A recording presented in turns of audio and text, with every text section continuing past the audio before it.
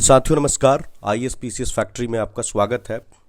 70th BPSC की estimated cut off को लेकर बहुत सारे स्टूडेंट्स ने जो मेल किए या जिन्होंने रिक्वेस्ट किया है, बहुत सारे कमेंट्स के भी माध्यम से और बहुत सारे रिक्वेस्ट मिले, तो इस वीडियो में हम कुछ फैक्टर्स को देखेंगे और उसके आधार पर यह जानने का प्रयास करेंगे कि इस बार का कट ऑफ क्या हो सकता है। See, first of all you need to know एक डिस्क्लेमर, जिसमें मैं ये कहना चाहता हूँ at the very beginning itself कि ये जो कट ऑफ का प्रिडिक्शन है या एस्टिमेशन है, it may go completely wrong.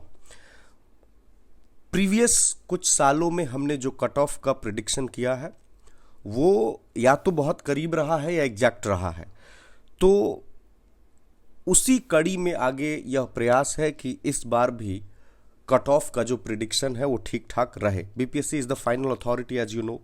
हमने सबसे पहले एक पोल कराया, एक नहीं 2 पोल कराया। एक जो 13 दिसंबर को एग्जामिनेशन दिए करीब 3,24,25,000 छात्रों ने, और उसमें यहाँ पे करीब 8697 पीपल ने पार्टिसिपेट किया है और आप स्क्रीन पे देख सकते हैं कि उनके स्कोर्स क्या हैं। नाउ अगर 4 जनवरी का ये है और इसमें देखेंगे तो आपको अगर परसेंटेज ऑफ पीपल जो स्कोर आ रहा है तो 4 जनवरी में थोड़ा सा ज़्यादा स्कोर दिख रहा है, ठीक है। और इसके मुकाबले नाउ एक बात आपके दिमाग में जरूर उठ रही होगी कि क्या ये जो लोग पोल करते हैं उसी आधार पर निकाला गया।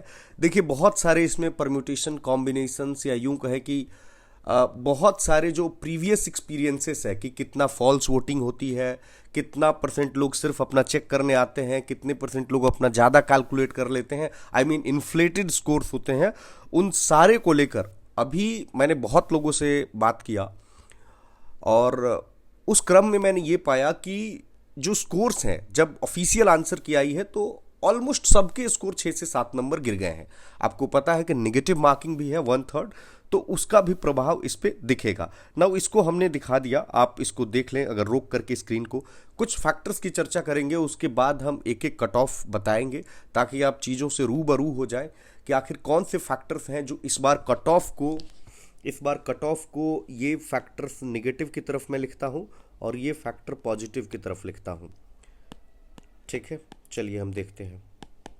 ओके, सबसे पहली जो बात है ना वो है कि इस बार 1 लाइनर क्वेश्चंस थे, बिल्कुल या तो आपको आता है या नहीं आता है। एलिमिनेशन का कोई स्कोप बचा नहीं था। मैं ये जो फैक्टर्स हैं लेफ्ट में ये दिखा रहे हैं कि क्यों कट ऑफ बहुत ज़्यादा नहीं जाना चाहिए, और राइट में जो फैक्टर्स आपको दिखेंगे राइट साइड पे ये दिखाएंगे कि why cut off should be on the higher side. तो इसको देखते हैं। तो एलिमिनेशन का टेक्निक काम नहीं करेगा। एलिमिनेशन तब काम करेगा ना जब कोई स्टेटमेंट दे कि जैसे सपोज करो कि कोई फ्रूट है, जो पर्टिकुलर फ्रूट है क्या वो केवल भारत में पाया जाता है, कोई मिनरल है जो क्या केवल भारत में मिलता है, या any country, take the name of any country, तो उस सिचुएशन वैसा क्वेश्चन था ही नहीं। तो आपको आता है, नहीं तो नहीं आता है। तीसरा फैक्टर जो मुझे लगता है कट ऑफ को कम करने में सहायक है वो ये है कि सभी स्टूडेंट्स ने जो तैयारी की थी वो 68th और 69th की को दिमाग में रखकर तैयारी किया था। तो कहीं ना कहीं जो रियलिटी दिखा उसमें 1 लाइनर क्वेश्चन जो हम 67 या 67 से पहले का पेपर होता था, बिल्कुल कि या तो आपको आता है या नहीं आता है। हम आगे देखेंगे, उससे भी थोड़े इजी नेचर के प्रश्न थे। तो वो था, तो वो एक जो गैप आ जाता है ना कि आप पढ़ के क्या जा रहे हैं। हाँ, जो 4 जनवरी का था उनके लिए थोड़ा सा हो सकता है ईजियर साइड पर।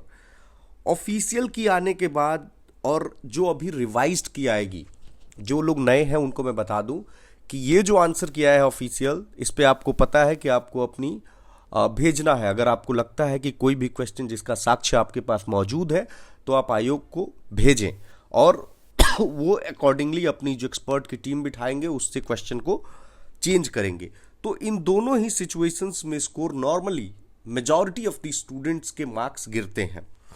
ना 1/3 नेगेटिव भी है, जैसे शुरुआत में आया था तो 68 में 1/4 नेगेटिव था, बाद में 1/3 नेगेटिव किया गया। तो 1/3 नेगेटिव का मैं प्रभाव बताता हूं कि जैसे मान लो कि अगर पहले 105 क्वेश्चन आप सही करते और 45 क्वेश्चन आपके गलत होते तो 105 आपको मार्क्स मिल जाते थे जब तक नेगेटिव नहीं था। अब आपके 45 गलत हो गए तो 15 घट गए, यानी कि आप आ गए 90 पे, राइट।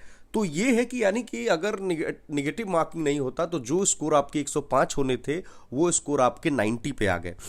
नाउ एक तो जो उम्मीद थी, और मेरी भी उम्मीद थी कि जिस तरह से 2000 सीटें आई थी, 2000 प्लस सीटें यहाँ पे लिखना पड़ेगा, 2035 है एक्चुअली, तो 2035 सीटों में मैं भी उम्मीद कर रहा था कि बहुत ज़्यादा फॉर्म गिरेंगे, लेकिन फॉर्म नहीं गिरे। उसके पीछे एक मेजर फैक्टर ये रहा कि जो इस तरह की बातें चल रही थी कि पेपर यूपीएससी के पैटर्न पे आएगा, तो मैं पर्सनली जानता हूं बहुत सारे लोगों को जिन्होंने, जो सिर्फ वन लाइनर की तैयारी करते थे, उनको लगा कि 600 रुपये क्यों ही बर्बाद करने हैं, और ऊपर से सेंटर पे जाना, फिर मेंस निकलेगा नहीं, तो उन्होंने फॉर्म ही नहीं डाला।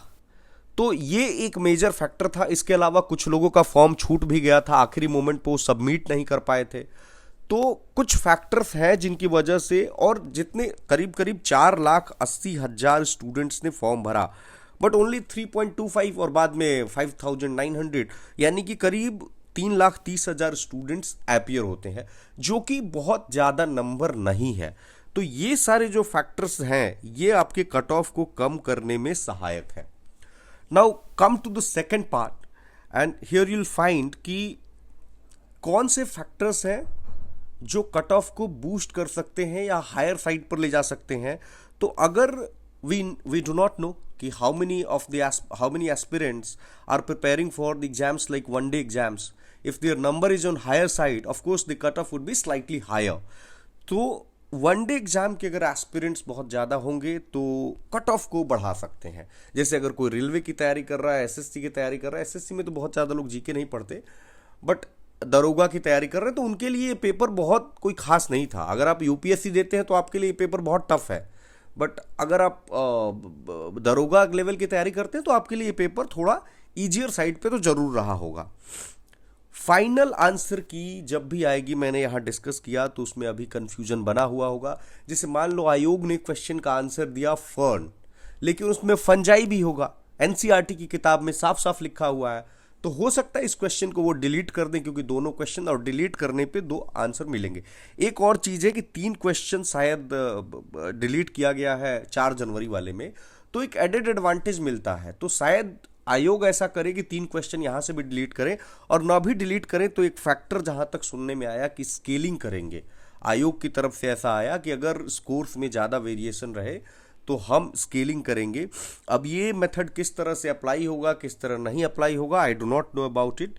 सो ये कट ऑफ को बहुत ज़्यादा तो मुझे नहीं लगता है कि इधर उधर करेगा, क्योंकि नंबर ऑफ एस्पिरेंट्स ही कम है। अगर उसी प्रोपोर्शन में ले लेते हैं, जैसे मान लो कि 3,24,000 भरे, तो जितने लोग आते हैं इधर से उसी प्रोपोर्शन में अगर इधर से लेते हैं तो बहुत वेरिएशन नहीं होगा, क्योंकि कुछ सैकड़ों की संख्या, कुछ 100 ही होंगे जो क्लियर करेंगे। लेकिन अगर कुल कुछ भी नहीं करते हैं, ऐसे ही छोड़ देते हैं, तो this may hamper the possibilities of the aspirants who appeared for 13 December, तो वो एक चैलेंजिंग हो सकता है। Now living it to the commission how they are managing this. Now अगर हम देखें तो 13 दिसंबर की हम पेपर की बात कर रहे हैं, तो 70 क्वेश्चंस ऐसे थे ना जो हर कैंडिडेट बना देगा, कोई भी कैंडिडेट हो। मतलब जैसे कि मान लो कि पटना साहिब कहाँ है, 70 नहीं, चलो मान लो 60, इतना तो था ही कि वो हर कोई बना देगा। बट स्टिल उसके बाद कंफ्यूजन वाली स्थिति थी, और तब भी मैंने बताया ना कि अगर 105 सवाल आपको सही करेंगे तब जा करके आप 90 पे पहुंचते हैं। तो आइए अब हम वेट नहीं करते हैं और फाइनली हम कट ऑफ को देख लेते हैं। ये बैकग्राउंड बताना जरूरी था। ये मेरा प्रिडिक्शन है कि कट ऑफ क्या हो सकती है। अगेन आई एम सेइंग कि this is just an estimated one, और कट ऑफ प्रिडिक्शन मैं नहीं करना चाह रहा था, और इसके पीछे एक रीजन ये था, बट कॉन्टिन्यूसली मिले कि इससे ना even I have personally felt during the course of my UPSC preparation कि जब भी हम इवन कट ऑफ के आसपास भी होते हैं ना, हमारा मन मेंस की प्रिपरेशन में नहीं लगता है। हमें लगता है कि why we are not on the safer side, completely safer side. जैसे सपोज करो इफ आई एम सेइंग 89 +-2, अब जिसका स्कोर सपोज करो कि 87 है या 91 है, इवन 92 भी है, 93 भी है, they will be in the dilemma condition. But friends, before I proceed, I have a request to all of you कि आपका स्कोर जो भी हो, आई एम नॉट सेइंग कि आपका स्कोर सपोज करो कि 85 भी है, 80 है, कुछ भी आपका स्कोर है, जनरल कैटेगरी की हम बात कर रहे हैं, तब भी आपको मेंस का प्रिपरेशन करना चाहिए, बिकॉज नोबडी नोज कि क्या कट ऑफ होगा. This is merely an expected cut off based on the polls that the candidates have, जो उन्होंने वोटिंग करी है. ओके, तो देख ही लेते हैं. ओके, यूआर में 89, मेरा मानना है कि 85, 86 ये भी कट ऑफ हो सकता है. और चूंकि इस बार बहुत सारे वेरिएबल्स हैं, इसलिए कट ऑफ प्रिडिक्ट कर पाना थोड़ा सा मुश्किल टास्क मेरे लिए भी था. बट मुझे ऐसा लगता है कि अगर आप 85 और 85 प्लस है तो आप सेफ जोन में हो सकते हैं. ठीक है, बट ये जो +2 है ना, ये हायर वैल्यू है और इतना बहुत ही कम चांस है कि 91 जाए, यानी कि इससे नीचे ही रहेगा. राइट, तो 87 to 89 ये एक रेंज हमें चूंकि फिक्स करना है. अब कहने के लिए कह दे कि 75 से 90 या 75 से 95, तो उसमें तो सारे ही आ जाएंगे, बट हमें एक रेंज लेना पड़ता है. राइट, ओके, यूआर फीमेल का 83, वही +-2 आप सब में करते जाएंगे. ईडब्ल्यूएस का 85 +-2, ईडब्ल्यूएस फीमेल का 76, बीसी 86, बीसी फीमेल का 79, बीसीएल का 76, ईबीसी का 82, ईबीसी फीमेल का 72, SC 73, SC female 60, ST 77, ST female 56, disabled जो विजुअली इम्पेयर्ड हैं 59, और डीडी के लिए 50, ओएच के लिए 70 और एमडी के लिए 51, और जो ग्रैंड चाइल्ड फ्रीडम फाइटर्स जो है तो इनके लिए 75. तो ये एक कट ऑफ का प्रिडिक्शन है. और जो भी आपका स्कोर आ रहा है, आप मेंस की तैयारी कर सकते हैं, या जो भी आपको लगता है कि अभी ठीक डिसीजन होगा, आप अपनी परिस्थिति के अनुसार आप अपना निर्णय ले सकते हैं.